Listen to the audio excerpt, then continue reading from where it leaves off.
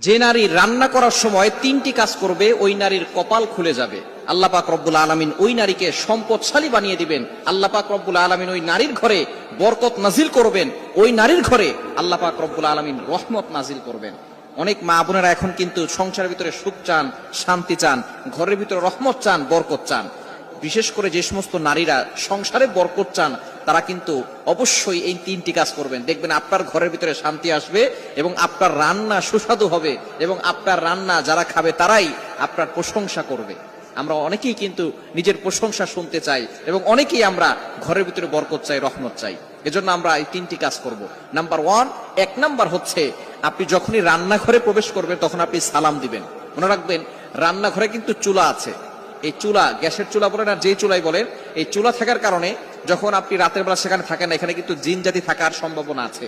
এই জন্য যখনই আপনি রান্নাঘরে ঢুকবেন তখনই সর্বপ্রথম এক নাম্বার কাজ করবেন, সালাম দিবেন, আসসালামু আলাইকুম ওয়া রাহমাতুল্লাহ। কেউ থাকুক আর না থাকুক, ঘরে যখনই প্রবেশ করবেন, যদি ঘরে কেউ নাও থাকে তারপরে সালাম দিবেন, কারণ ঘরের ভিতরে অনেক সময় শয়তান থাকে। আপনার সালাম দেওয়ার কারণে সেই শয়তান সেখান থেকে বের হয়ে যাবে। শয়তান আপনার ঘরের ভিতরে আর বসবাস করতে পারবে না, সেখান থেকে শয়তান বের হয়ে যাবে।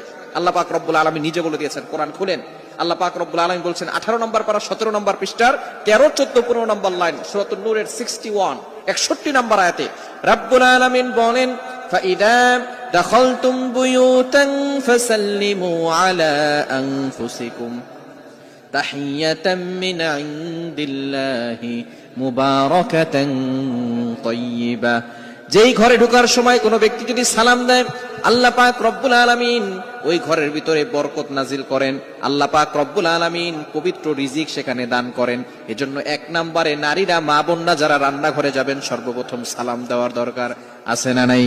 মা বোনদেরকে এটা শিখিয়ে দিবেন।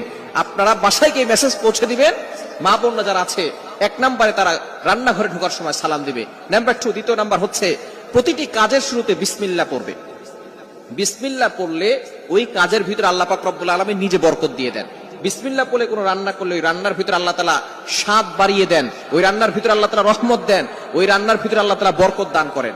কিন্তু বর্তমান আমাদের সমাজের ম্যাক্সিমাম নারীরা রান্না করার সময় ডিজে গান শুনে, রান্না করার সময় হিন্দি গান শুনে, ইংলিশ গান শুনে, তারা ড্যান্স করে আর রান্না বান্না করে, যার কারণে ঘরের ভিতরে কোনো বরকত থাকে না। খবরদার, গান শুনবেন আর রান্না বান্না করবেন আর চিন্তা করবেন ঘরের ভিতরে বরকত নাই কেন।